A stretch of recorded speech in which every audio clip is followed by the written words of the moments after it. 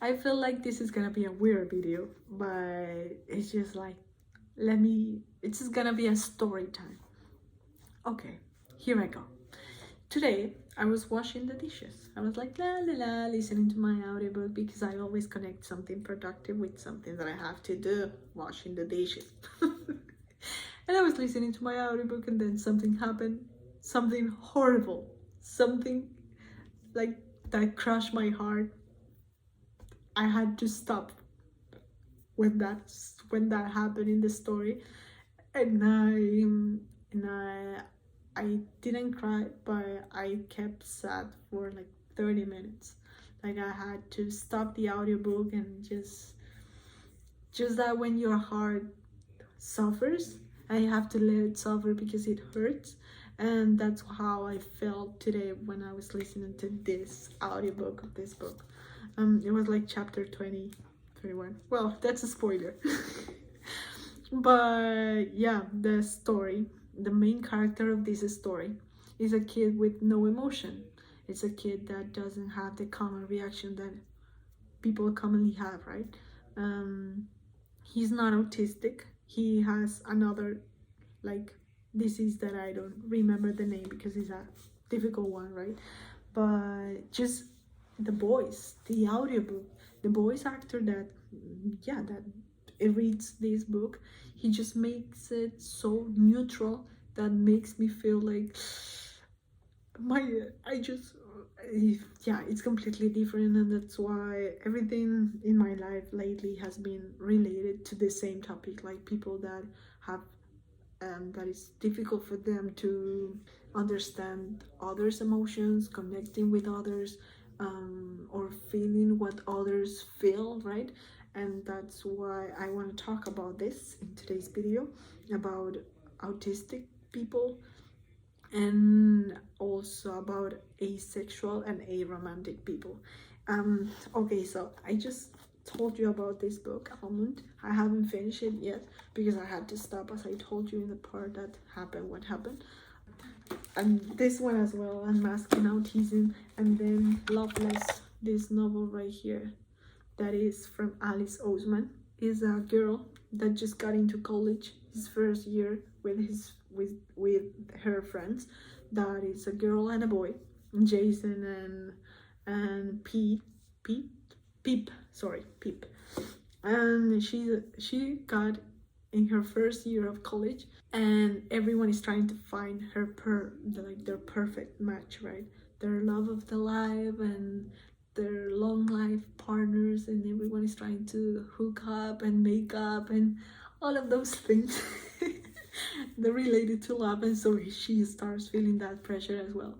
And yeah, at the end of the book, she defines herself as, okay, after too many tries, I accept myself. I'm asexual and aromantic.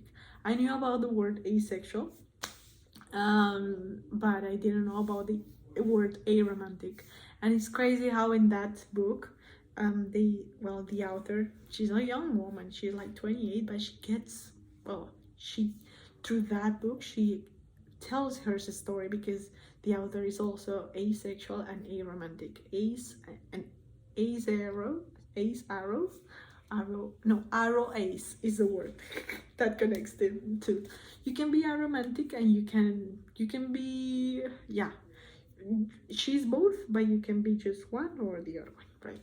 Only like sexuality, when it comes to terms of sexuality, is a very wide spectrum, sorry. And yeah, this book is Loveless, so I will say like this video is gonna be about loveless and emotionless and reactionless people. But yeah, we have to accept that there are people in the world that just experience the world differently, right? Of course, there is a complaint in the book that she says like everything in life, like music and why music and art tends to be all about love.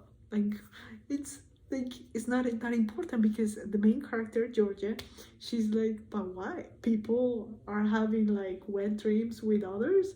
people feel butterflies in their stomachs. People, but I don't feel anything.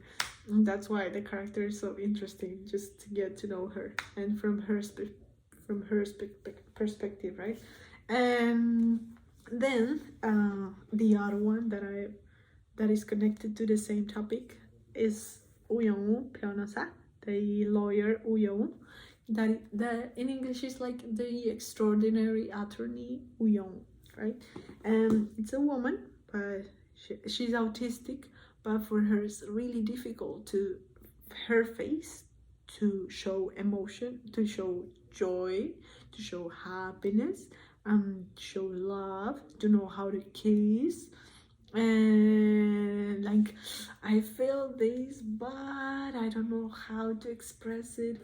Oh, he's in love with me. Oh, I didn't know, because she doesn't know how to read people, right? And that's why it's very interesting. And today's lecture, this from this book that I read in my most recent video as well, I shared 2 pages. There have been I'm gonna read some of the things that I'm interested, of course. I don't know where to start. It's just that where there are some highlights. That is learn. That is completely okay. Okay, for example, in Almond, the Korean book that I show you, in that book, the mom, the monster's mom, she's obsessed with, okay, you have to try to be normal. Don't try to show up. Don't try to let other people know that you're different, that you don't have any emotion. Later, when he's by himself, he says he thinks just by himself. He doesn't share it to anyone. But why? Why do I have to hide all of this? Like, because in Korean culture, okay, you usually have, or there are usually a lot of filters. Like, you're not straightforward in Korean culture. No. You're all like, okay, this is my message. But after all of those filters, right? And he complains about that. He's like, no, but why do I have to make the effort? Like, how should my mom will say it? Okay. And everything is like, no, but how a normal person will like, and it's too much effort, like pretending to be someone that you're not, right? So in this book that is Unmasking Autism, she also talks about how difficult it is for autistic people to pretend that they're normal, or for example that they don't like loud sounds, or they don't like bright lights, or that they prefer not to like gatherings also. And everything is under this mask that if you're labeled under this word, this diagnosis of, okay, you're artistic, you're assigned like a monster, like a negative word, like you have a problem, like you have something is bad with yourself, or you're damaged, right? So she, in this book, that's why I want to read to you some things that I have to share with you. Okay, let's start. If allistic is the opposite word of an autistic person, right? The non-autistics are called allistics. For example, I am allistic. Never hear our needs voiced. She's talking because the author is autistic, right? Never hear our needs voiced and never see our struggle. They have no reason to adopt to include us. We must demand the treatment we deserve and cease living to placate those who have overlooked us. Refusing to perform neurotypicality. I don't know how to pronounce that word, but the character from the Korean book, he also performs. That's the word, that when you are not yourself, you're performing to be someone else, right? So performing neurotypicality is refusing to perform neurotypicality is a revolutionary act of disability justice. It's also a radical act of self-love. But in order for artistic people to take our masks off and show our real, authentically disabled selves to the world, we first have to feel safe enough to get reacquainted with who we really are.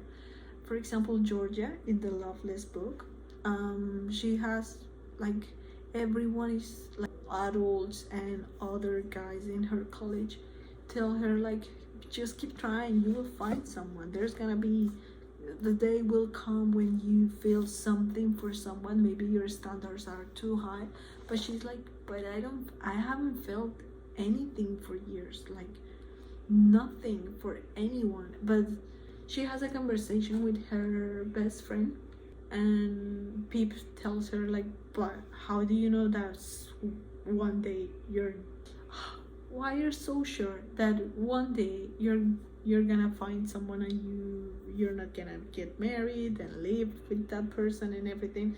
How do you know that that's not gonna happen and that you will be happy someday, right, with someone else?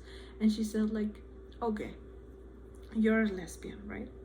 And you came out as a lesbian when you were 15 and now you're 19.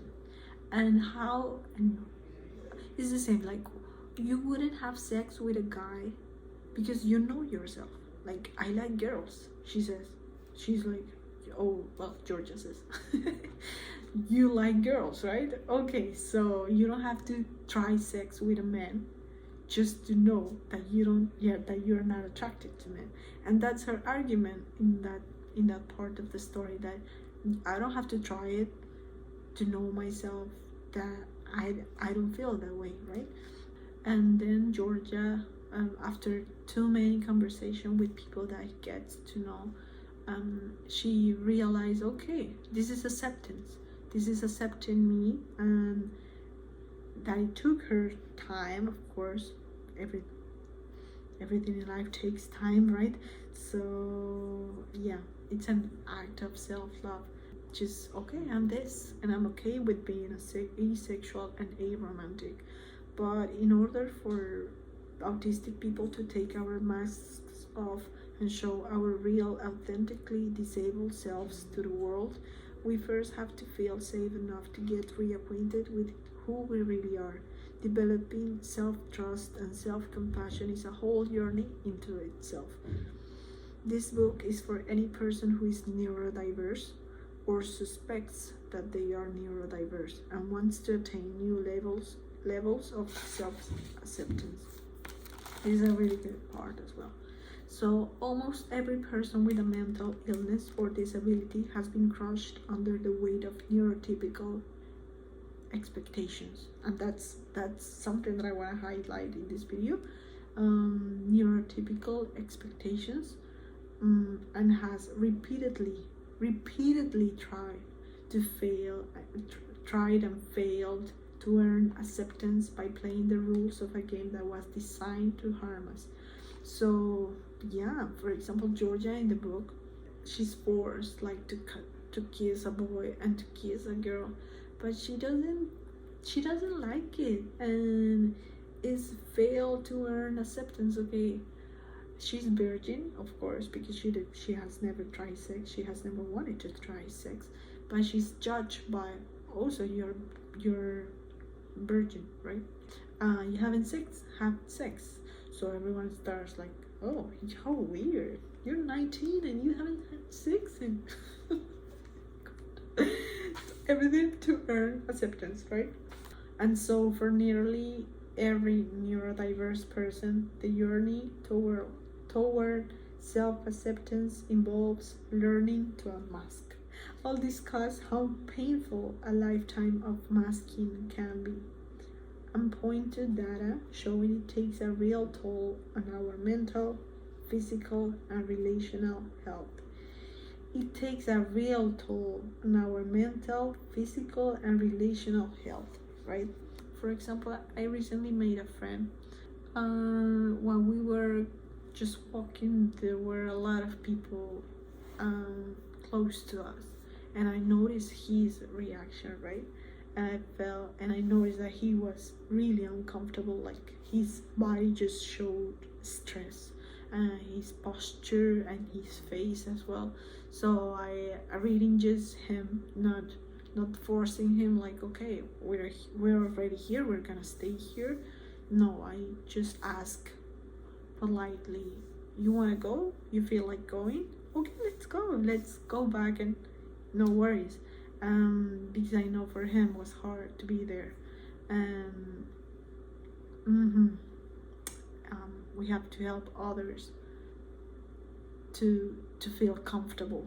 That's, yeah, that would be a good thing to do, to help others to feel they are being themselves, right?